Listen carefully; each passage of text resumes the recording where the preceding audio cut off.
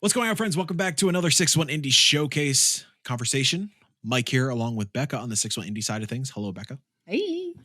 Today, we're with Walter Woods of the Here Below, the man behind Dark and Deeper, or Dark and Deep. I always want to say Darker and Deeper for some reason, and my apologies. That's a different video. That is a different video. Much different. Walter, how you doing?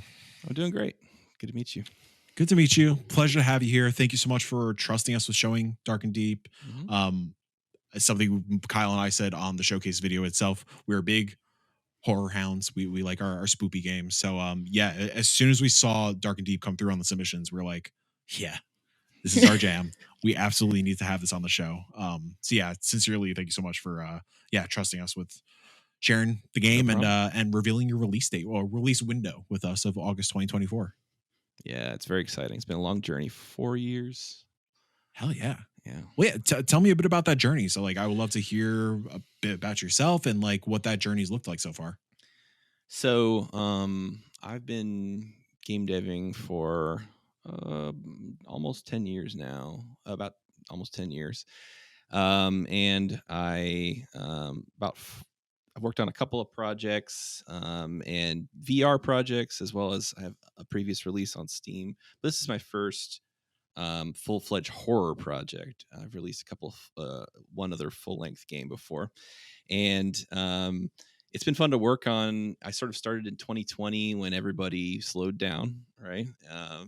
And I was just sort of sitting there like, okay, what do I do right now? And I was writing a short story. So I was writing this short story that sort of became the script for Dark and Deep.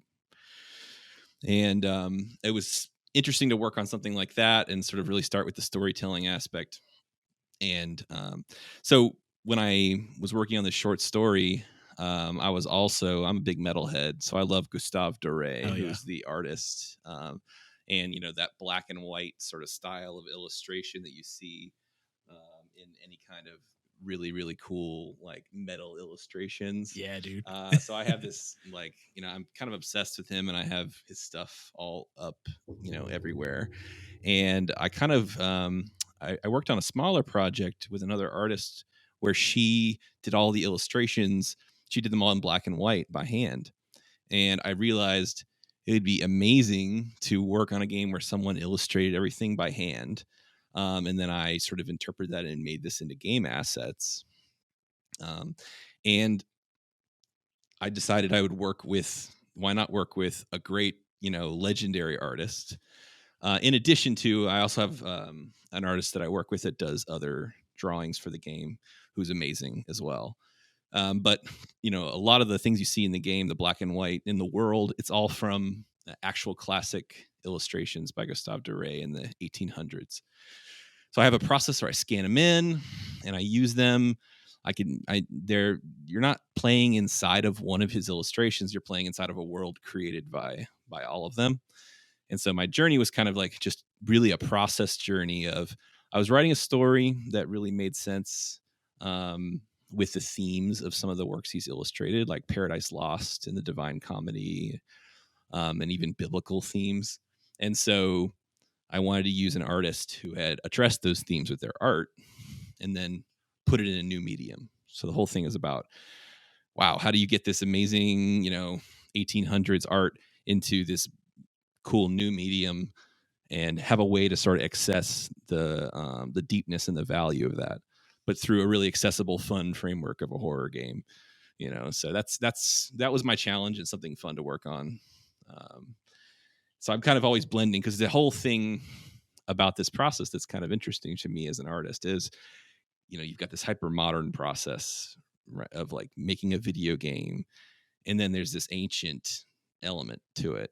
And the game and all the themes of the game, everything's about that, like the clash between modern and ancient things. So it's like a podcast telling the whole story while you're walking through this eldritch, you know, space, right? Yeah. And so it's all about the clash between modern and ancient themes. Yeah, I mean, like that, I think touching on Gustav's work and just the aesthetic alone first, it's just so it stands out so much. And like I think it's easily recognizable, even if people don't recognize the artist per se. Like he has such a distinct aesthetic, distinct style, and even blending it all together into like this nightmarish world that you're crafting. It is so awe-striking in the most horrifying way imaginable.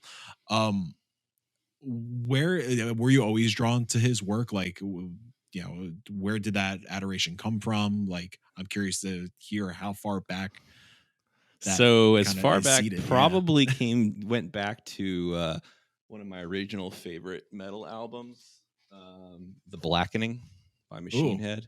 As yeah, the dude. poster is over there. Well, I can't really see it, but I have the Blackening by Machine Head. Has a beautiful, has an amazing like linotype woodcut carving art, and a lot of really great like metal albums have employed this aesthetic because it just works, right? Yeah. Just the hell horse riding in, and I think that there's an interesting angle to be had on if you just focus on shadow and light.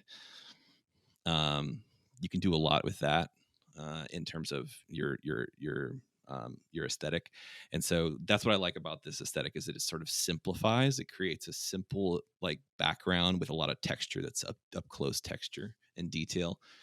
And it's really contrasted from some scenes in the game that are the sort of more realistic scenes where you have Yeah. memories that you play through, and it helps serve this really, it gives you, it orients you. Like I just watched Dune 2. I also watched it yesterday. Yeah, it's the coolest shit ever. And It's I so watched good. it and I was just struck by like the Harkonnen world is this Dude. black and white. Do those fireworks? Oh, Right. come on. But you see like that the color palette of that movie is basically the color palette of my game because it's like black and white, beautiful, like brutalist craziness, and then like warm colors and different types of colors that you go back and forth between. And they like if it's good enough for Denis, it's good enough for me. Yeah, it's funny when I like before like even really digging into like what the actual game was and like just seeing like some of the imagery and like the trailers and whatnot. Or even I think it was just initially I the first thing I saw were some of the screenshots, and there was that contrast between like the modern day with some of the more like nightmarish like realms. Yeah. My initial thought was like, damn, this is a fucking wild take on Assassin's Creed, huh? I do want to dig into the concept of the game because so it's all framed around a podcast. Yeah. And I think that is such an interesting concept. Like I think like obviously there's things like Alan Wake out there that is like a story being told and it's kind of unraveling before your eyes, but I can't really touch on another game that has adapted podcasting so well. Can you touch on like what that process was like? Like, I'm curious because you mentioned like you were writing some of the stories first. Was the idea for those stories a podcast, or like did the game come first? Or actually, the narrator, the podcaster, came later in the process because I had written the story of kind of Samuel Judge, the main character, and what he does and how it unfolds as this sort of basic morality tale, right? And then the podcaster became a way to unveil the narrative in a way that like introduced mystery into the thing. Because one of the kind of pet peeves that I have in games is that it's like, oh, you're inside their trauma or whatever, Sure. And you can read that like that, right? You can, oh, I'm inside the scared mind of a person. But the podcaster brings a level of narrative that layers and asks a lot of questions. And what I realized is that the podcaster is a great vehicle to say out loud what I want the player to be thinking. So without giving a lot away, I want the player to be asking the same questions that the podcaster is asking. Interesting. And they may or may not be true. And that's kind of how the game unfolds. You find these things out as you go along. What's the process of, I guess, trying to anticipate the player's thought? So yeah, the it's really more crafting it, because I want the player to start asking relevant questions but in an engaging way, in learning about the world through this engaging way. And I've always loved podcasts, obviously, but I've also always loved anything conspiracy theory. So, and urban legends and mythology. And so, I grew up listening to like Coast to Coast AM and the like, any of these conspiracy like podcasts or things like that were always interesting to me. And so layering that in, because the great thing about a conspiracy podcast is that that you just throw stuff at the wall and you go, maybe. And then the listener's like, yeah, maybe, you kind of bring up some interesting points and then everyone's just from there it's like it just brings so many things to life. And then the thing that was interesting about putting it in a game is I get to have the podcaster talk about these concepts and bring up these questions and then do a visual connected to it, and have moments where the podcaster seems to be understanding what's going on in your world right now. So it becomes a layering, a la something like Alan Wake, where it becomes this interactive story. Yeah. Is there a particular podcast that you've listened to in kind of recent years that helped inspire anything that's going on? I would in the say game? Probably the biggest one in terms of tone and feel is a podcast called Snap Judgment, which is it's just really just short stories. I wouldn't say it's a conspiracy podcast, but the tone and the feel of that podcast is so cool. They use like amazing like echoes and reverbs, and the presenter is very like secure in his weaving of the narrative, and so that tonally is a good one. There's a little like of the particularly extreme ones thrown in there, especially towards the end of the game. You get a little Alex Jones in there, those kind of people. You always got to sprinkle a little Alex Jones. It's a little, he gets pretty off the rails, So you get those kind of things thrown in there, but it's just a way of kind of. But I think I kind of see it as I think that's probably my biggest influence is that show. Nice. So, on when we did our little like deep dive into the Steam page, and I was doing some research, you've got Dark and Deep defined as a cosmic horror. And while Mike and I are, horror buffs, and we kind of know what that genre consists of, could you kind of talk about kind of what you define a cosmic horror as, and really just inspire what inspired you, which you kind of have already touched on, what inspired you to go down that route for your game? So I think a lot of people think cosmic horror just means Lovecraft. It's not a Lovecraftian game. Cosmic horror, I think in the broader sense, means games that ask unanswerable, eternal, infinite questions of the player, and do not take place just inside your head. Weird shit is happening, and you're experiencing it. You're peeking into the unknowable, and that's what's happening in the game. Although I won't say exactly, but you are peeking into the unknowable, strange thing. And I think I wanted to distinguish myself because that's what the game's about from psychological horror, which I think people tend to think is more like I'm inside my trauma or whatever, right? Sure. Mm-hmm. Yeah. Which that can easily be an element in a cosmic horror game.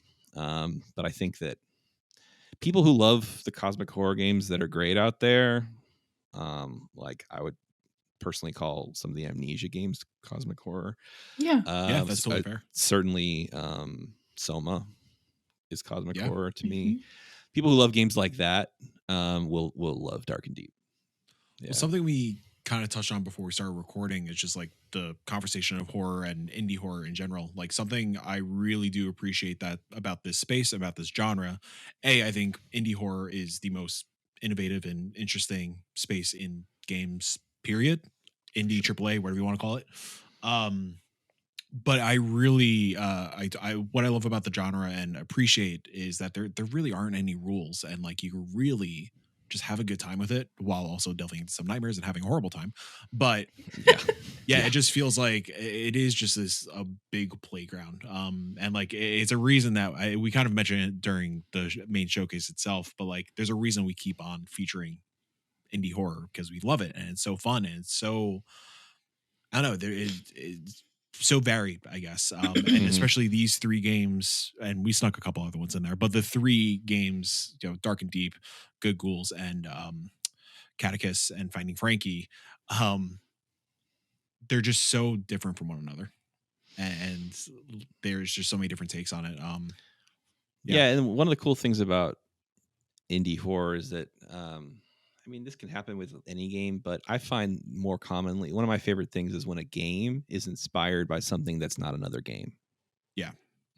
It's inspired by an experience in life or art or music or architecture, something that's not just the sort of human centipede that a lot of games are nowadays, just like the next thing that's feeding on the last thing. And I think I like horror, indie horror, especially because a lot of times I think you see that where it's just I'm bringing some strange experience of life into this. Like I really love Moon Down for that reason. It's like this is just such an original story, and of course, obviously, my game's inspired by that sort of illustrative, but I have a different, more kind of like gothic spin on it. But there's a fellow traveler aspect to that to me creatively. It's like you're just telling a really cool, unique story with an interesting, medium. Yeah, I'm so glad you shouted that out because I feel like people overlook that game so heavily. And it's like I don't know how that's just not like one of the biggest horror joints out there. It's so good. It's amazing. Yeah, it's so well done. It's so fucking weird. You know the genius of that game? There's several geniuses, but one of the geniuses that I seriously considered before I went sort of with the even with the podcaster. The podcaster is such an American medium that I figured, okay, it makes sense. I just got to get a great voice acting performance, and I did. I love what Eric Alba did. He's a great voice actor. But I love that game is not in English. It makes it so much more strange, and you wouldn't even tell if they were bad voice acting performances, which is a great hack for indie. Put it in a language not commonly spoken, and everyone will be like, "Ooh, that's weird. Mysterious." I got that out of Godzilla -1. I was like, this might be bad acting, but I don't care. I'm loving it. Phenomenal. Yeah. I give all these people Oscars. I don't give a shit. Yeah, exactly. This person made me cry. Yeah. Done. Was something I wanted to ask you, Walter. I saw on the Steam page that you've been offering folks alpha access when they join the Discord. So I was just kind of curious how that feedback from the community has been, and if you've been finding that to be, really valuable for the development process. Yeah, we've let a very limited amount of people into essentially a closed testing pool, and I've been really, really happy with the feedback. Most of the community people that join the Discord are probably, they're here just to play the demos and then play the game, and the demo will be out during PAX and during the showcase for everyone to play, and then I'll have another demo later at Steam Next Fest, I think. So we'll have a couple opportunities for the whole community as a large. Whoever gets, it's difficult to say community. I don't have a community yet. I'm working on it. So, but the people who like the game, the people who like the game can join and just play the demos. But people who are really interested in kind of have the heart of a playtester, like people who are willing to play something that might be broken currently and help me fix it. I've been letting in and joining that, and that's been helpful. And people universally like it. Of course, when you're a game dev, half your friends don't want to play your game because they don't play horror games, and then and the other half are like, yeah, I guess I'll play, and then they say, I quit, I was too scared. And so you have to just sort of depend on your community to help you out. And then there's a whole other chunk of your friends who are like, if I played video games, I would play your game. And no, you would. Like, no, you're lying. When people say that, I don't think they understand that. We always know they're lying. We know you're lying. We've been cursed with the games industry as infliction for ourselves for far too long. Yes. We understand. We're hyper aware. Exactly. But yeah, so it's been great. And the people that are playing it are loving it and giving me good feedback. And so I'm really excited in a couple of weeks for anybody and everybody to play the demo. My demo is large. I have a lot of.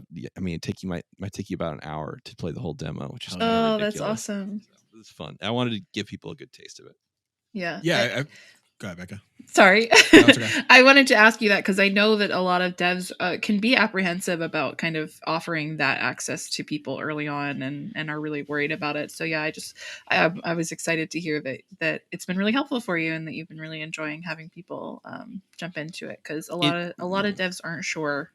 It's hard. There's a it actually gives me a huge boost of excitement because people love it. And then, if they find a problem, great. They know what they're playing. They can help me fix it. Send me an error report. But what I really get a boost of energy from that, because this is why I make the games. I want people to play it. And if you're going, if you're an indie or solo dev like me, it takes you a while to finish something of any size. So you need these boosts along the way. And it's also, it's great, especially if you open up to streamers and stuff. Yeah. Wow, you will not make improvements to your game any better than what you can get from a streamer, because streamers are such great play testers because they say what they're thinking all the time. Yeah. And so as long as your game's pretty stable and still in fun and it's a good representation, I recommend it. But you only have one chance at a first impression, so it's a little tricky. Yeah. And I do something I was gonna say on that note, like I do appreciate you, I don't know, having the vulnerability to let people play that whole hour, because like especially in the horror genre, sometimes you do need that room to breathe to like really settle into the tone and understand what the game is trying to achieve. Yeah, you have to, and it's hard to think of because it's a the game. I'm not sure exactly how long it is yet. Playtesters are going to help me figure that out, but it's probably between 5 and 7 hours, maybe. Nice. A good tight horror experience. And I'm not a fan of repeating something a bunch of times. Sure. I have a steady drip of new mechanics to keep you on your toes, keep you on your back foot. You're never really quite mastering anything. You're just feeling like, oh God. And there's some core skills that you're mastering. And I think repetition's the enemy of horror, because it's familiarity. Now you're not scared anymore. So, the game, I don't think horror games that are 20 hours long can really stay scary for that long. I think you'd rather have a shorter, more meaningful runtime. So a demo that lets it breathe can be a chunk of the runtime. Yeah. So, my solution is just, hey, you're going to play it and you're going to want to play the other 5 hours, then go. Yeah, as long as you hook the person in. Yeah. And that's going to come naturally if you're telling a intriguing story, which it does seem like Dark You got to Knight is end on doing. those cliffhangers for sure. Exactly. That's what it's all about. Walter, something that's been coming up throughout all these interviews so far, and we've been ending each interview with this question, and I assure you there is no incorrect answer. Just say what your heart says. A common theme has just been like what indie means and how each developer has been interpreting that. So I have to ask you, what does indie mean to you? I think it's a mindset, and I think it's also about your backing. I think so I think there are studios that have a lot of backing that have an indie mindset, but I wouldn't put them up with, I wouldn't consider them a candidate for any indie awards. I think you have to have both. If you have big backing, you're not indie anymore, even if you're nimble and you're doing something cool and fresh and new. I think you have to be doing something that you have creative control over, which means that this is not a democratic thing. I think you're sort of just living and dying by your sword. You're going out there and this is what I think is going to be cool in the game, and I'm making it happen. I don't have an overlord. I have helpers that are really, really good at helping me, and I'm super appreciative of them, and everything is really great.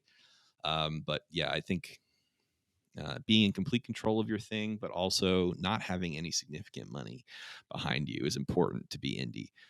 I think if you have a bunch of significant money behind you, at this point, you're, if you're with one of the big publishers or something like that, you're probably in a, I don't know what you want to call it, premium indie.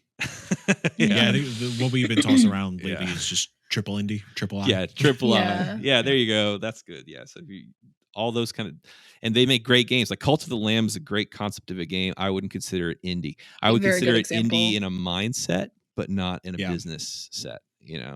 Like I could see any small tiny indie team making that game, and and that's great. But I don't think they're indie because of their backing. Yeah. But they can. It's really at the end of the day, I don't have any power, so people can call things whatever they want. It's a good answer. Yeah. Good answer. Walter, thank you so much for hanging out with us today. It's been a pleasure again to chat and obviously feature Dark and Deep on the showcase. Of course, August 2024. Yes, It's coming. It's Demo coming. available today, March 20th. Yep. People who are coming to PAX East, come say hi. Come see the come booth. say hi. I have really cool one of a kind collectibles that I'm giving away. If you join my Discord and wishlist the game, you can I'm giving away in a raffle. You can come see the ancient tome. The ancient tome that Dark and Deep is illustrated from. And come by. Any other people are watching this, come by, hang out, say hi, play the game. It'll be fun. Yeah, it'll be a good time. For people not going to PAX, where could they follow you? At Walter Woods Dev on Twitter. I'm committing to Twitter at this point. You can find me there. And then you can also just go to my Steam page, wishlist, follow that. And you can find on my Twitter my link tree, which is linktree.com/Walter Woods Dev. You can find me everywhere there. Everywhere. Hell yeah. I try to keep on like one or two social media networks. It's too much. I know. For me. It's tough. Especially just after, not like any of them are any kind of guarantee of success. No. So I'll probably spin up a after, TikTok soon. Maybe once once the game is totally content complete and it's going for certifications, I'll start spinning that up and see how it does. But I got too much debbing to do to have a TikTok going. Yeah. It's been tough nowadays after the great fracturing of social medias. It's Exactly. Yeah. Of course, all of those links and more can be found on sixoneindie.com/showcase. Click on the really sick Dark and Deep key art, and it'll bring you to all the places that Walter just mentioned. And of course, there are a whole bunch of other interviews available on the site. Go check that out. Then, once you consume all the content, go play the demo. Get spooked. Get a good scare. Yeah. Walter, thank you so much. I'm excited to hang out at PAX. Thanks. Great. Looking forward to seeing you. Yeah. Everyone else, maybe I'll see you at PAX. I don't know. Goodbye.